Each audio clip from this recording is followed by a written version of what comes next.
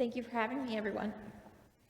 So the scripture tells us that we need to welcome the stranger, and that's what we do at Multicultural Coalition. We're a nonprofit organization that's in your neighborhood. We're located just at 4th and Walnut, and we serve immigrants, refugees, and other newcomers to our community who need to be welcomed. So that's what I'm here to talk about this morning.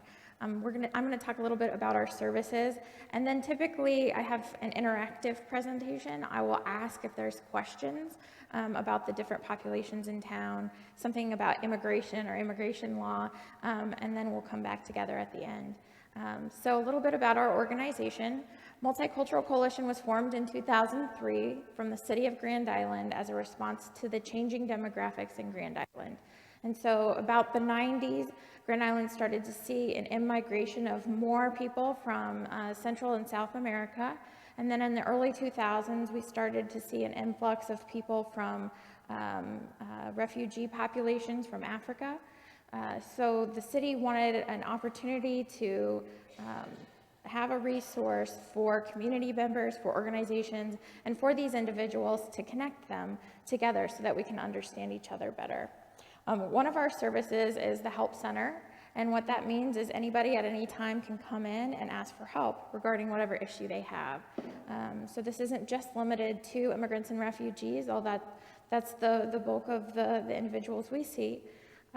For example, if you get a letter in the mail from the IRS and you don't understand it, maybe you can read it, but you don't understand it, we can help people with those next steps. Or maybe you get a parking ticket and you don't know where to pay that parking ticket.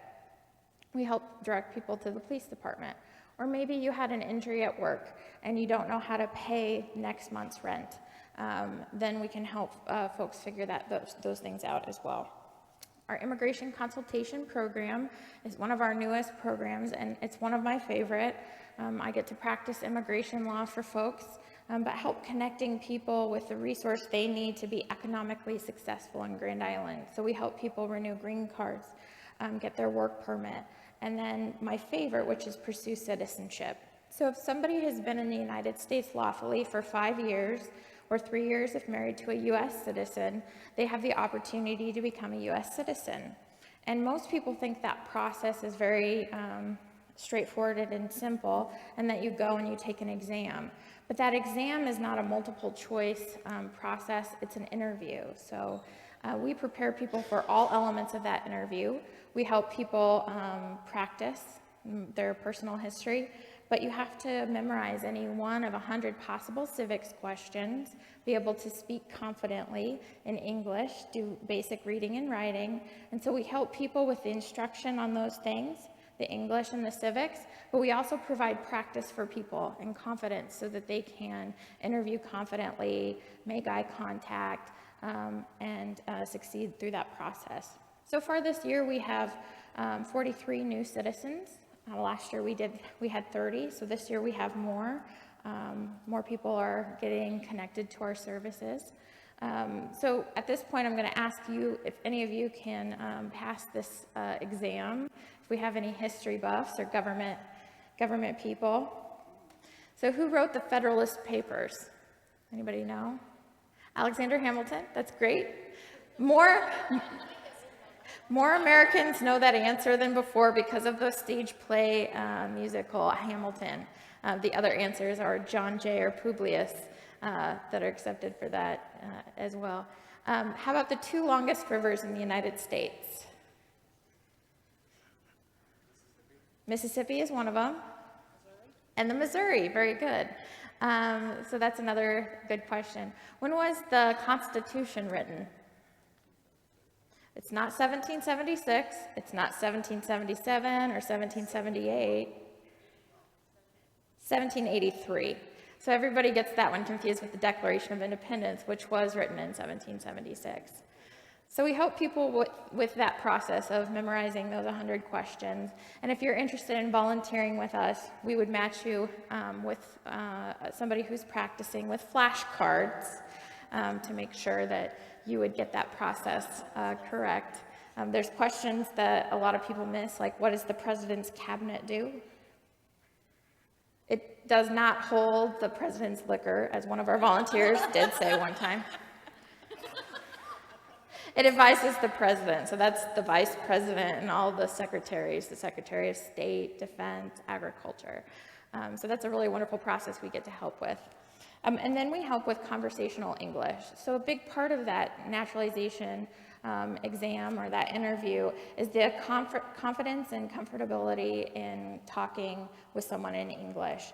And so many times people don't have an opportunity to practice what they've learned in classrooms, and so we provide that opportunity to practice as well. Grand Island has a large immigrant population. The city statistic is there's approximately 16% of our population that was born outside the United States. Now, in your neighborhood where Trinity is located, it's higher. Does anybody have a guess? 25. You're very close. 20 to 24% of this census tract is people born in a country other than the United States. So you have a really wonderful opportunity to engage with folks that are different than us and to welcome them warmly into Grand Island. So at this point, I guess I told the folks this morning about the different ways you can be a citizen. Most of us are citizens because we were born in the United States. So who was born in the United States?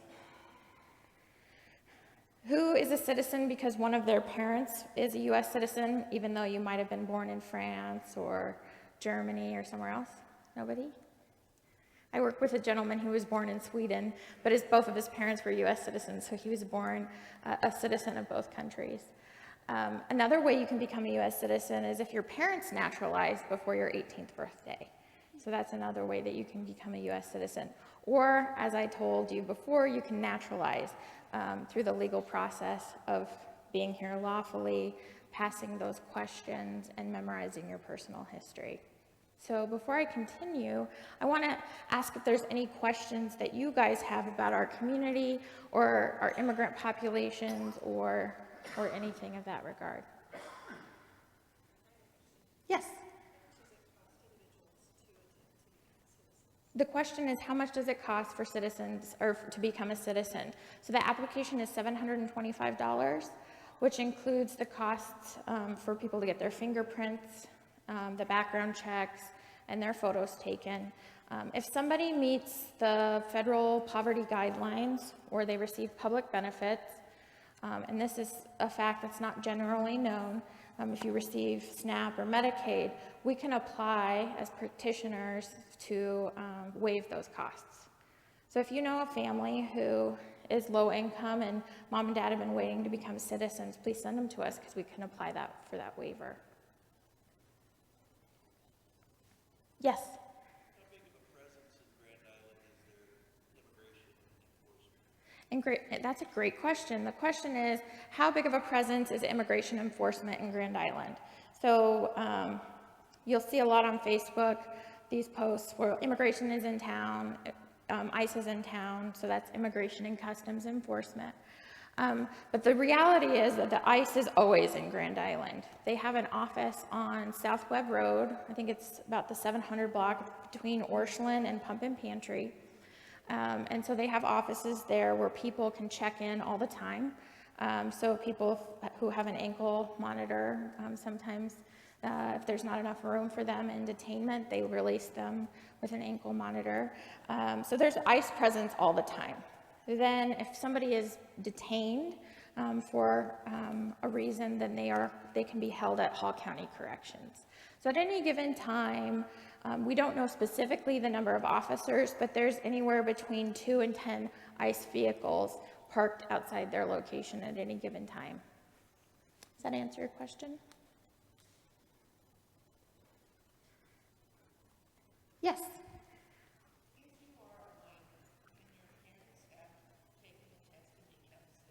Yes. You are, yes. And the process, so the question is, if your parents become citizens before your 18th birthday, do you automatically become a citizen? And the answer is yes, you automatically become a U.S. citizen. The problem is that you should file for a piece of paperwork that shows that, and that's usually when people have problems, is making sure they have their parents' naturalization certificate so that we can apply for these individuals, these children's certificate as well. There is a fee for a naturalization certificate, yes. I know to replace it, it's $525, but I think it's $600. I think it's $600 for those kids as well. But most of the time, the families that we have, there's multiple children, and they can qualify for that fee waiver, so we can get those documents done for free. The other document that somebody can apply for is a U.S. passport. So if those kids don't qualify for that fee waiver, as long as they go and get a U.S. passport, they can prove that they're citizens. Other questions? I forgot to look behind me last time. There was people in the choir that had questions last service. Any other questions? Well, it's a pleasure to be with you this morning. We have a very diverse community. Approximately 33% at the last census is a minority in Grand Island. About 26.6% of that population is Latino or Hispanic, so that's the large portion of our immigrant population. Our next census, which will be in 2020, beginning in April, will probably show it's higher. It's closer to 40 to 50%. We have a minority-majority school district, and so it's really important to understand that Grand Island is changing and to receive those changes well. So what can you do to receive changes well? Well, you can get involved in an agency like ours. You can volunteer to practice citizenship. You can volunteer to practice English. You can donate to agencies, nonprofit agencies around town. We work really closely with adult basic education at the college. Literacy Council, you can volunteer to help somebody with their English. Hope Harbor, Salvation Army, those nonprofits we work with all the time. So you can do that. You can come to worship today and learn from somebody like me. But I'm going to challenge everybody when they go home this week, and when you're going to the grocery store, going to the library, and somewhere out in public, Walmart, when you see somebody who's different from you, somebody who you maybe assume is a refugee or assume is an immigrant, or just someone who looks different from you, sometimes our temptation is to look down or get awkward because you don't know what to do, you don't know what's appropriate. So my challenge to every one of you is to smile. Smile at that individual and watch their reaction, because you might change the way that they see Grand Island. We want people to know that they're welcome here. This is a wonderful place to raise your family. This is a wonderful community to live in.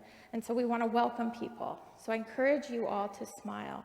I also encourage you all to attend our event on November 9th. It's called Immigrant Story Walk. What's going to happen is we'll give you the immigrant simulation experience. So you'll get an ID, an identification of an immigrant, and see if you can become a citizen with the real life odds and risks. So there's more information in the gathering place about that event, Story Walk, more information on Facebook. So thank you so much.